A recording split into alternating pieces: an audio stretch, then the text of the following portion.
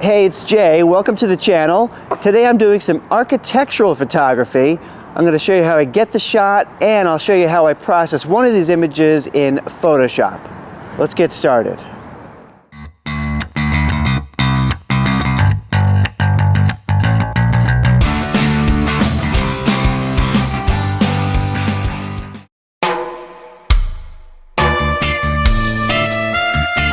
Good morning, it is Jay Cohen. I'm a photographer in Connecticut, and this morning I came to do some architectural photography in New Haven, Connecticut.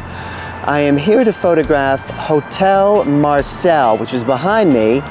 Originally this was the Armstrong Rubber Building, built in the late 1960s. The architect was Marcel Breuer, pretty well-known European architect who also designed the original Whitney Museum on Madison Avenue in New York. This is a great example of mid-century brutalist architecture that I'm going to try to capture this morning.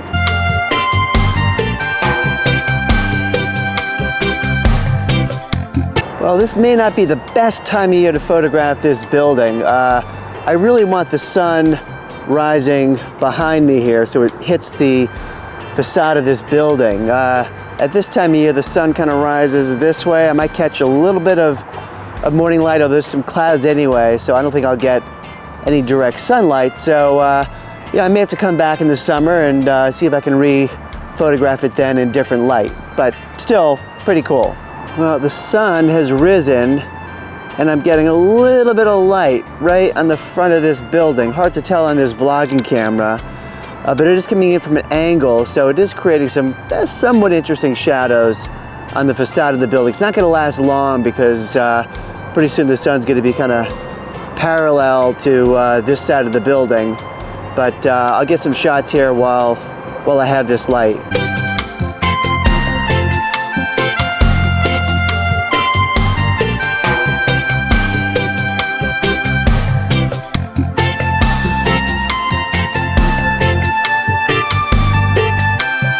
Well, I was hoping there might be some more defined clouds in the sky and I could get a long exposure and capture some cloud movement.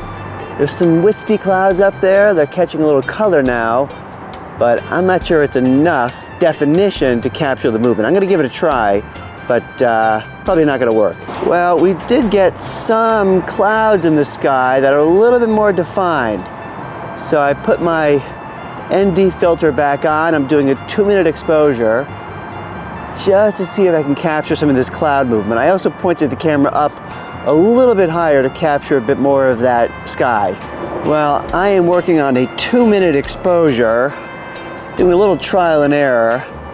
I'm a minute into it, so there's some clouds up there moving, but again, I'll give it a try, we'll see.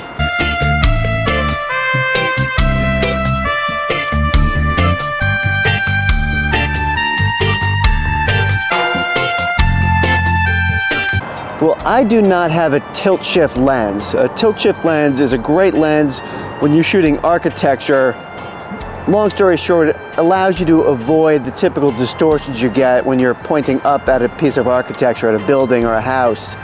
I've just got a wide-angle lens. What I am doing is I'm shooting vertical, trying to keep the camera as level as possible while still capturing in the building. And then I'll probably crop kind of the bottom of it. That will at least allow me to avoid some of those distortions you get when you do point the camera up. Well, I'm just gonna walk around, try to get some handheld shots from different angles.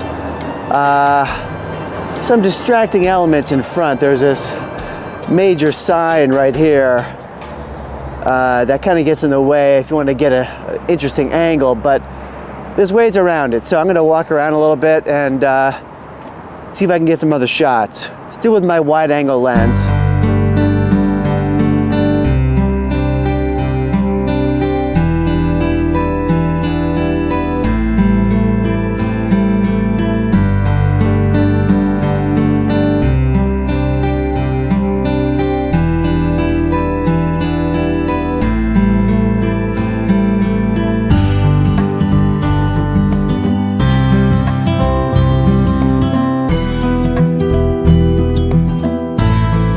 Well, walked around my wide-angle lens. I'm actually going to get my long lens on, my 70 to 200 millimeter lens, try to get back a little bit and get in closer on some details and just get some of the architectural features of the building. The way the light's hitting it might be interesting, we'll see.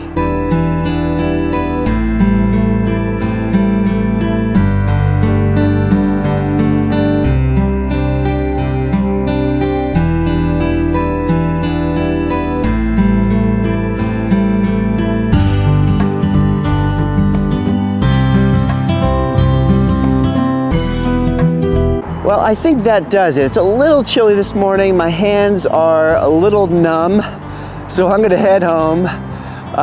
If you like this video, it does help the channel just to give me a like. And if you like this kind of content, architectural, landscape, you'll see more studio work on the channel going forward. Make sure you subscribe to the channel so you don't miss future videos. If you're into Photoshop, stick around. I'll show you how I process one of these images on my computer. If that's not your thing, sign off here and we'll see you next time. Okay, that was a ton of fun. I am back home on my computer in Photoshop. What I want to do is show you how I turned this image into this image. I've already done some work in Lightroom. I converted to black and white. I pulled up the shadows a bit, added some clarity. This is not a bad image. It actually is a pretty good depiction of the building. But I want to create a bit more drama. I'm going to feature the building more prominently. I have already made a number of selections on this image.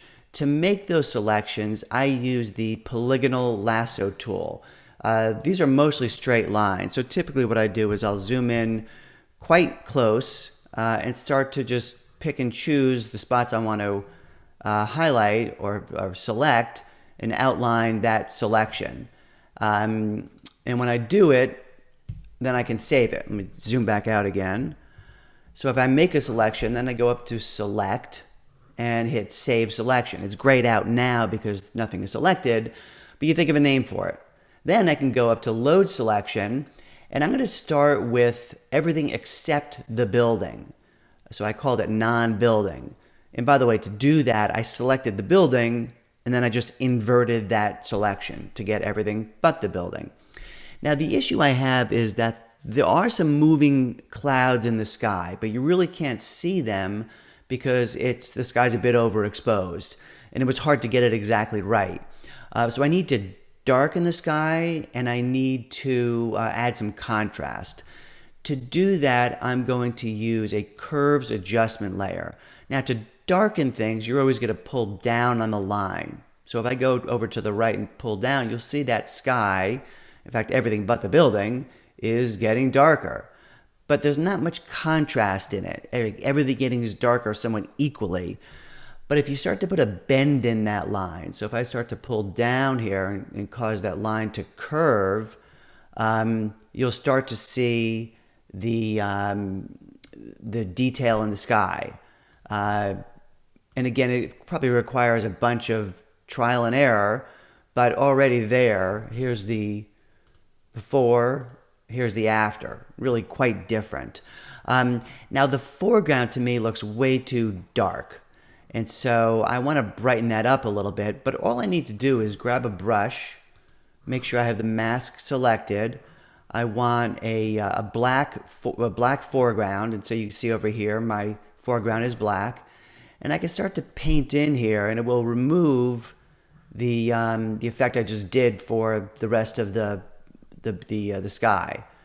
And so now it looks a bit more realistic than it did before. So here's the before, here's the after. I want to add a little bit more contrast to the sky itself. And so what I'm going to do is I'm going to select, I'm going to load selection. I'm going to select everything but the building again. I could have just hit reselect, but I'm doing that. I'm going to use another curves adjustment layer and just add more contrast. And so it's going to pull down on the left. I can pull up on the right a little bit, and you'll start to see that sky is getting more contrasty, if that's a word.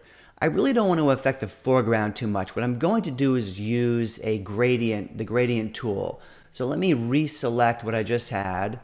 I'm going to go to the gradient tool. I want my foreground color to be white, I'm going to flip it around. I'm going to pull down from the top. And you start to see just that top half of the sky is getting that contrast.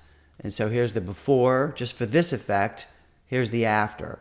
Again, you're adding some drama to it. I'm going to deselect this, by the way, by hitting Command D on a Mac. I also want to do something with the under part of the top part of the structure. And I already made those selections. So let me go to Select, Load Selection, and I selected them separately, bottom left and bottom right.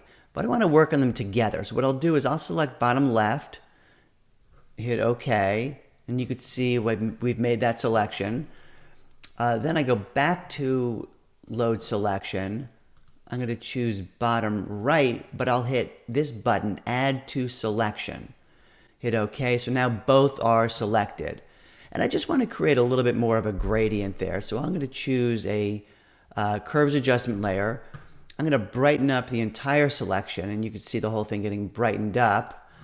I want to reselect by going to Select, Reselect. I've got my gradient tool selected.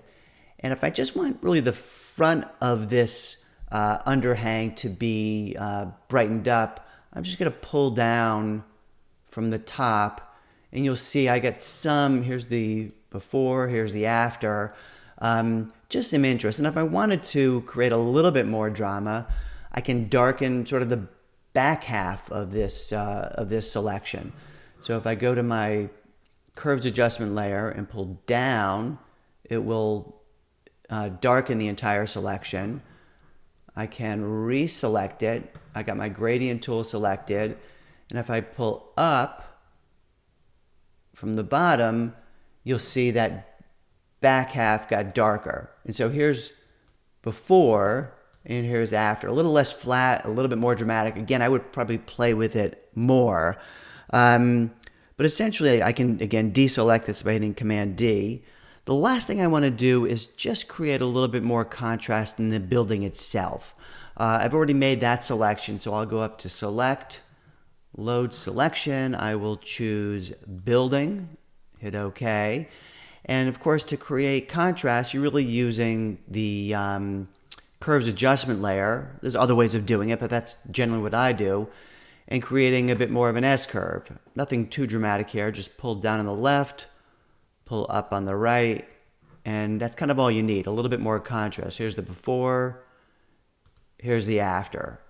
And so you see, it didn't take me too long at all, but here's the before, and here is the after. I hope you got something out of this. I hope you enjoyed it. If you did, it does help the channel just to give me a like. And if you want to see more of this, make sure you subscribe to the channel. And until next time.